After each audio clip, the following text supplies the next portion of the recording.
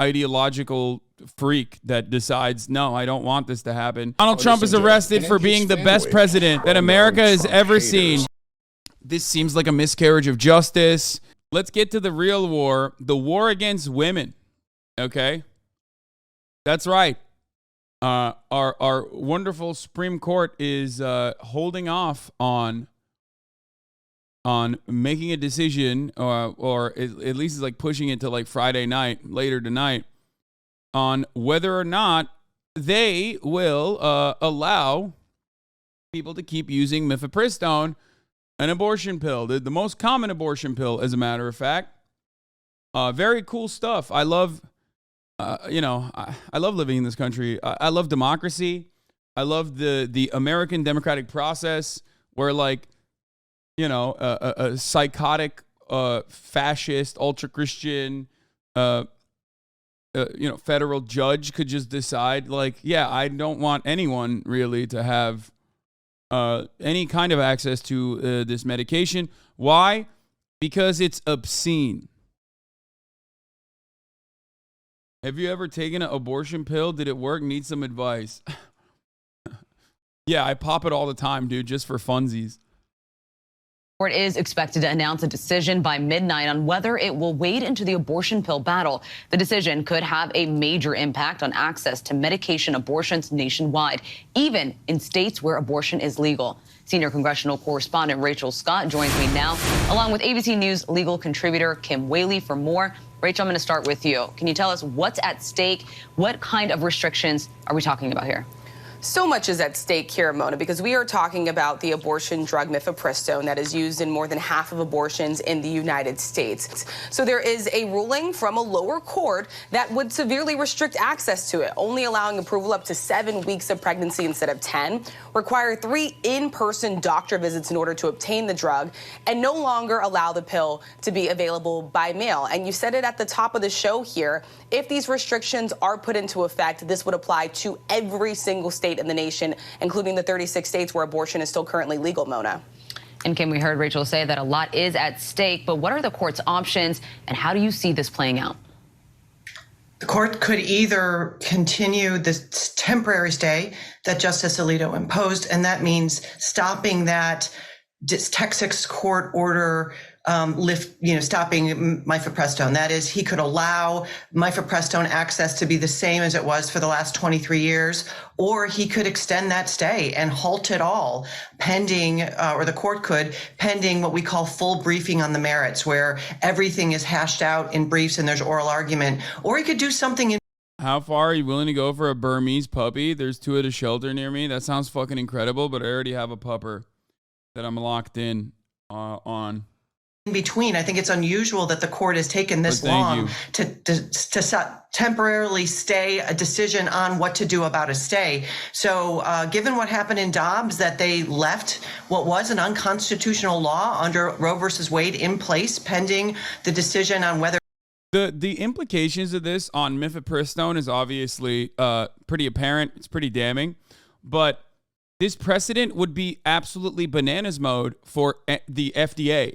Like, just there's no reason for the FDA to make decisions ever again, because it just can be overwritten by an ideological freak that decides, no, I don't want this to happen. They can go after the fucking vaccines, basically.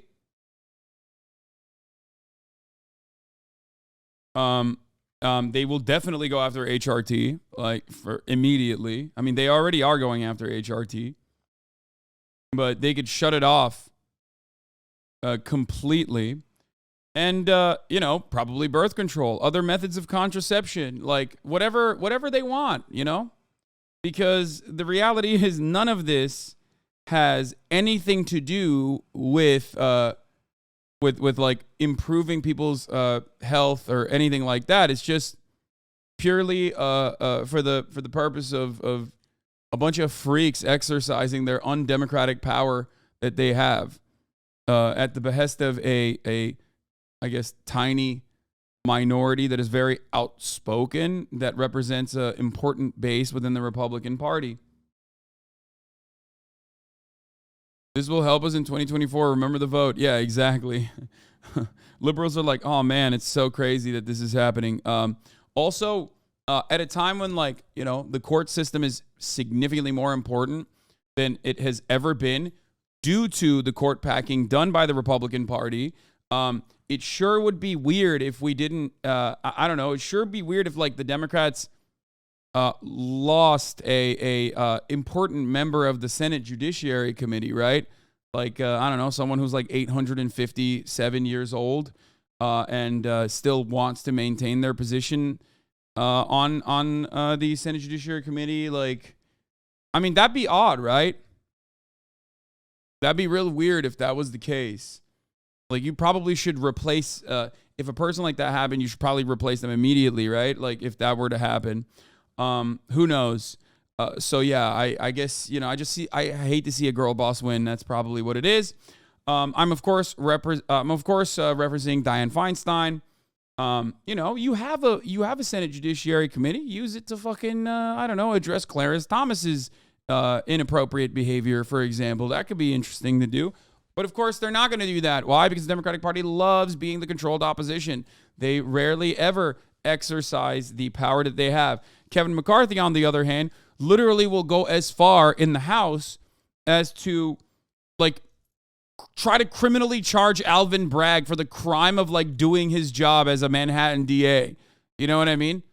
Like, Republicans are so fucking good at utilizing the tools that the system allows them to have to basically throw anything at the problem that they possibly can. They're very good at that. Whereas Democrats rarely ever do that. Democrats rarely ever use the political power that they have. It's very weird. To reverse Roe versus Wade, my guess is there's some conflict on the court right now what to do about this. They are definitely drawing it out. But Kim, what are the next steps if the court does decide to hear the case? When do you think we can get a ruling? It could take it on an emergency basis, and it's known to have done that in this same term, that is in the next few months. That would be unusual. The alternative would be to leave it for the fall and the typical sort of timing for a big case like this. I would suspect that if the court decides to lift the stay, that is to keep in place access to the abortion drug, then it's more likely to wait until the fall. If it extends this ban that was implemented by the Texas judge, I think in that instance, we would more likely see it percolate very quickly in the court and maybe get a ruling in the next few months. While we await that. If they block this drug, doesn't open the door to ban sex toys and Viagra? Yeah, but if you think that, like, Viagra is ever getting banned in a country like the United States of America, you got to be out of your goddamn mind, brother. Let's be real. Viagra is utilized by those people in positions of power. No fucking judge is going to be like, yeah, let's do it. I mean, even if they do it, they'll get eviscerated. Let's say you have, like, a young or an older female Democratic judge, like a federal judge, that decides to make a play towards Viagra. They would be destroyed. They would get fucking destroyed. Absolutely. They would get eviscerated. It would be a death sentence for their career. You know what I mean? That midnight deadline, Rachel, what is the Biden administration saying about the Supreme Court potentially stepping in?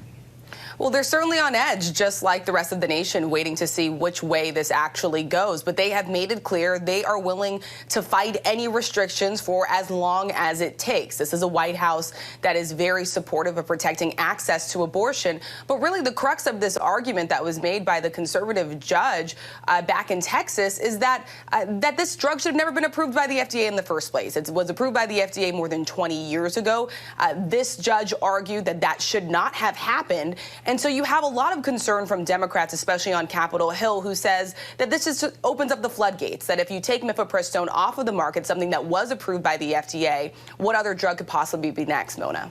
All right, Rachel Scott and Kimberly Whaley, thank you both for joining us. I mean, what I've said already is just like, don't listen to them. You know what I mean? Especially if you're in a fucking blue state. I don't really care about the legality of the situation. I really do think that you should just ignore the ruling. Like, just straight up say that you're going to ignore the ruling.